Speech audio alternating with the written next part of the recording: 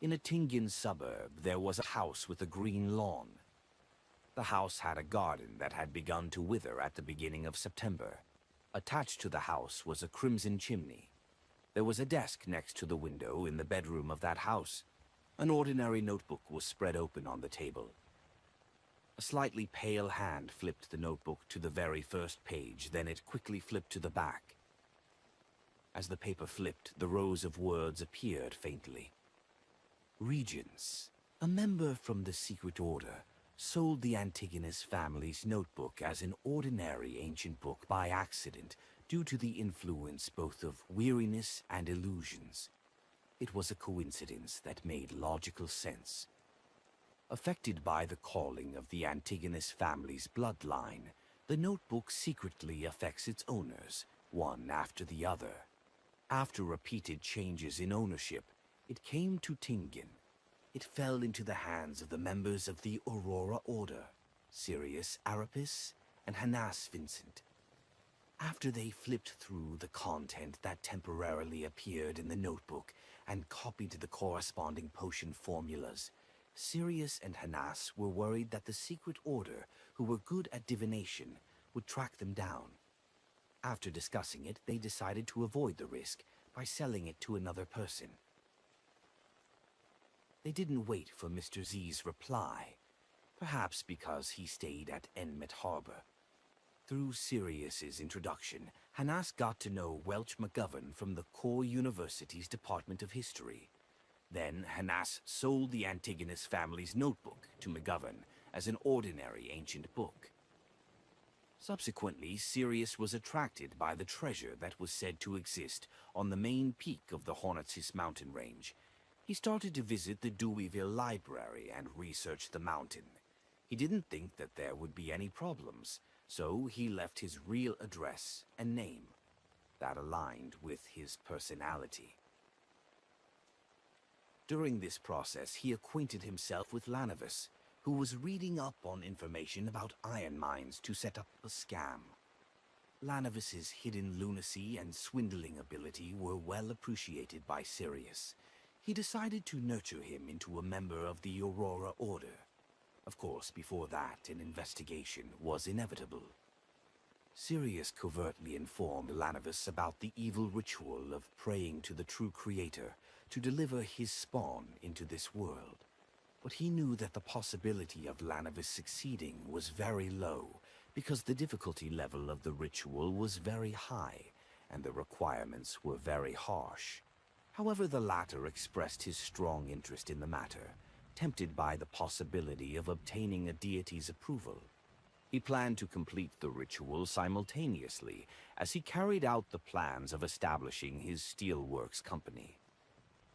The cunning Lanavis could tell that there was something fishy about Sirius Arapis, but for his personal goal, he didn't expose him. He visited Hood Yugen in the asylum once again. They had known each other long ago, and they knew about their respective situations. After a dark divination, the Antigonus family's notebook was awakened fully. Welch and his classmate died. The lucky survivor, Klein Moretti, sent it to Ray Bieber's house under the influence of the notebook. It was a destined ending. Many rows were scribbled off and new content followed. For some baffling reason and a lack of sufficient explanations, Klein didn't commit suicide after that and somehow managed to stay alive. In the Nighthawk's investigation of Welch's case that followed, he met Dunn Smith and joined the Nighthawks. Although it had already exceeded in Sezong Will's description, it didn't affect the development of the story. Bacchus and his brothers were down on their luck. They lost their last chip at the gambling tables and were drowning in debt. In a bid to obtain money, they decided to kidnap and blackmail the somewhat wealthy individuals. When they were looking for their final hideout, they chanced upon the room opposite Ray Bieber's apartment. By then, Ray Bieber was already seduced by the power offered by the Antigonus family's notebook. He hoped to digest the gift left behind by his ancestors. However, he was in a semi-insane state, and he couldn't make the best and safest choice. He abandoned his dead mother, but he continued remaining in Tingen City. He only found a more elusive spot to carry out his digestion ritual. It was truly pathetic. If he had been slightly smarter, the story could have become even more complicated, but his decision was made based on his instincts and his poor state of mind. Bacchus and Company purchased weapons and took the youngest son, Elliot, of the tobacco merchant Viceroy, and held him for ransom. Finally, they successfully carried out the abduction and took Elliot back to the apartment opposite Ray Bieber's. Viceroy's butler was entrusted with looking for help from a security company. Because of Welch's mysterious death, security companies were short on hands. Klee chanced upon a delivery man and happened to discover the existence of the Blackthorn Security Company. Leonard Mitchell and Klein accepted the job. Relying on their Beyonder powers, they quickly saved the merchant's son. Regrettably, Klein didn't immediately realize that clues to the Antigonus family's notebook were in the apartment opposite them. However, his spirituality reminded him in his dream. As such, the Tingen Nighthawks discovered corresponding clues. Sealed Artifact 2049 arrived in Tingen. With the aid of the Antigonus family's puppet, Dunn Smith led the Nighthawks to find Ray Bieber before interrupting his digestion procedure. Ray Bieber became a monster, and the situation was out of control. In the end, the Nighthawks skillfully worked together and took care of Monster Bieber, but they immediately faced the attack of a member from the Secret Order. More rows were scribbled away again, and the original content was impossible to read. Leonard Mitchell, who possesses a secret, was going to end the situation. Before he could, Klein, who was supposed to be doomed, killed the Sequence 7 member from the Secret Order in an inexplicable manner. That didn't affect the development of the story. Dunn Smith got in touch with the Antigonus family's notebook and flipped through its content. From that point onwards, he was secretly tainted. Having finished with all his preparations, Lanavis beguiled Hood Yugen and used him to assist in his ritual. They tricked Lanavis's fiancée, Megose, to become the vessel that would carry the true creator's spawn. Lanavis had almost no possibility of success.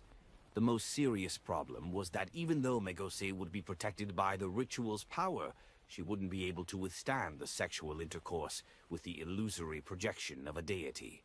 It would cost her her life on the altar. At that moment, the kind Insi Zongwil helped Lanavis in secret. He split off half a piece of a Descendant of Death's characteristic that he obtained and planted it into Megose's body ahead of time. Hood Yugen made Megose enter a semi-unconscious state and convinced her that the true creator's illusory projection was Lanavis. Nourished by the accumulated resentment, gloominess, and oppression of the factory district, the ritual succeeded. Megose was pregnant with the true creator's spawn. The deity saw through the coincidences, but since he wished to break through the shackles placed on him by the 7 deities, he didn't refuse.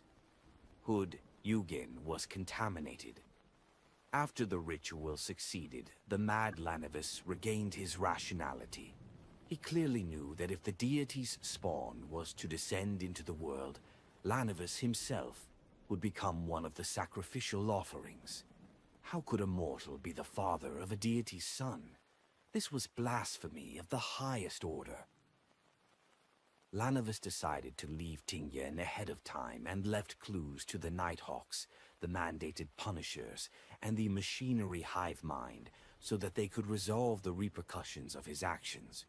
There was ultimately a price needed for lunacy. However, Lanavis didn't write the letter directly to the Beyonder squads. He thought it would make him look stupid. He decided to leave the letter in one of the houses that he rented. He pretended to be playing a game with the Beyonders from official bodies. As such, he didn't bring up Hood Yugen's contamination and brought with him everything that he had obtained. Just in case, he informed Sirius Arapis in the safest way he could. The latter didn't quite believe him, but he could faintly feel the possibility of success. Selena Wood accidentally chanced upon the real magic mirror divination incantation from her mysticism teacher, Hanas Vincent. Her bold attempt was interrupted by Klein Moretti by coincidence. The latter successfully resolved this supernatural incident that might have caused serious casualties. The Nighthawks then investigated Hanas Vincent, who had recently been awarded. Therefore, Dunn Smith coincidentally saw a clear image of the true creator in his dream and suffered severe injuries. However, he wasn't contaminated because of what happened. That would have been noticed by the upper echelons of the Nighthawks. The injury made Dunn Smith's contamination by the Antigonus family notebook worsen. His absent-mindedness and forgetfulness worsened, and he was getting closer and closer to satisfying Insizong Will's requirements. Many rows were scribbled away again. He has seriously unbelievable. Klein Moretti noticed Insizong Will's secret influence and saw the Crimson Chimney. This is because he was reminded by the teacher from the Core University's Department of History, Azik. He possesses many secrets. But even so, it's astounding enough for Klein to discover actual clues. It's unexplainable. Regardless of the reason, Insizong Will continued to act, and the story continues.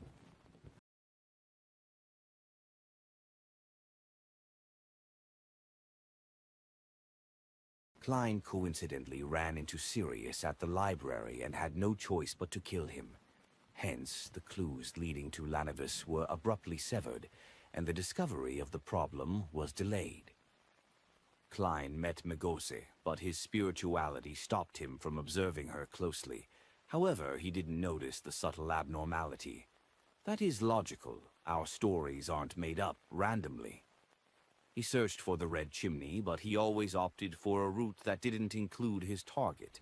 Maybe in another 2 or 3 months, when he was on the last batch, he would find the real Red Chimney house.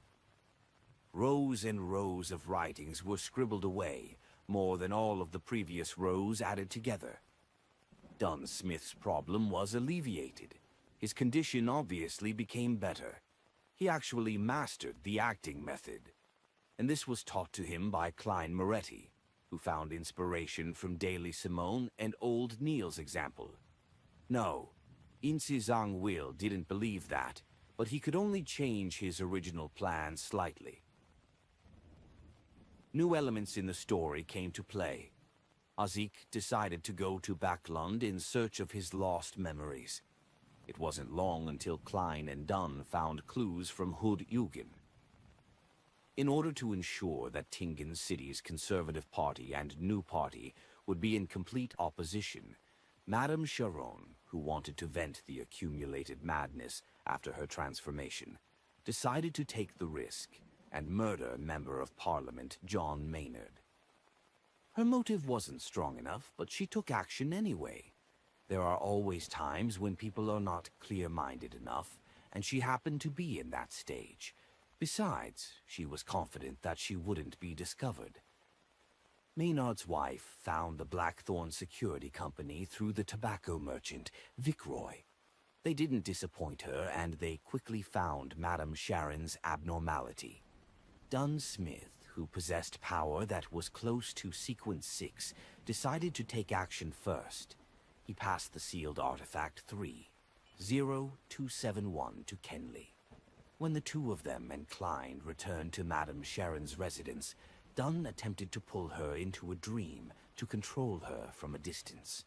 It was a good plan, but unfortunately, Madame Sharon happened to have the statue of the primordial demoness by her side. Hence, the Nighthawk's plan failed. Kenley reflected himself in the mirror due to his nervousness and saw himself. Madame Sharon was taken care of while Kenley died. Dunn blamed himself and consumed Kenley's Beyonder characteristic as he usually did. His digestion procedure was interrupted as a result and was delayed. As such, his mental state became unstable.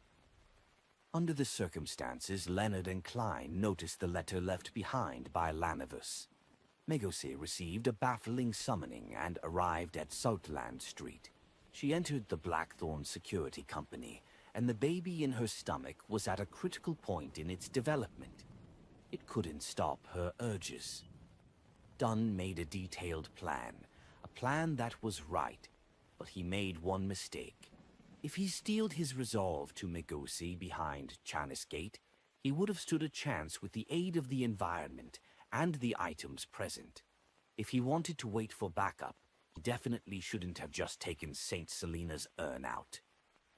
Unfortunately, Dunn's mind wasn't in the right place due to recent events, and he didn't think of the most critical point. A deity's son would be able to feel the threat of the saint's urn. Hence, it was triggered and started to absorb its mother's strength in a bid to be born ahead of time, even though it wasn't exactly ready. Azik was in Backlund, but he wasn't a traveler, so he couldn't rush back in such short notice. A few rows were scribbled away. Megose became a monster, and the fight began. With the aid of the saint's urn, blood vessel thief, and 2 high-level charms that strangely appeared, Megose died and the deity's son was exorcised. Dunn's smith died as a result, and the power of Saint Selena's ashes was severely damaged as well. That went perfectly with Insa Zangwill's intentions. Zangwill didn't get a chance to showcase himself, but it didn't hinder him from achieving his goal. Aoi Sao. He killed Klein Moretti, the fellow who kept disrupting his plans, and he took away Saint Selena's ashes. Inse Zangwil set up a ritual with the remaining half of the characteristic of Death's descendant. He consumed Saint Selena's ashes and successfully advanced from Sequence 5 of the Death Sequence pathway, Gatekeeper, to Sequence 4 of the Evernight Sequence pathway, Night Watcher. As such, he received godhood characteristics and became a demigod. The sun continues to shine brilliantly on the land. Nearly no one in Tingen City realized how they narrowly escaped a huge disaster. Monster Adamisol would be left very confused about it. The notebook was flipped to the last page. A middle-aged man that was holding onto the book had dark blonde hair, a dark blue eye that was nearly black, a tall nose, and tightly pursed lips. His facial features were like that of a statue and didn't have a single wrinkle. He held a classic quill with his slightly pale hand and wrote a line clearly without dipping into any ink. He ended with a simple sentence. Tingin's story ends here.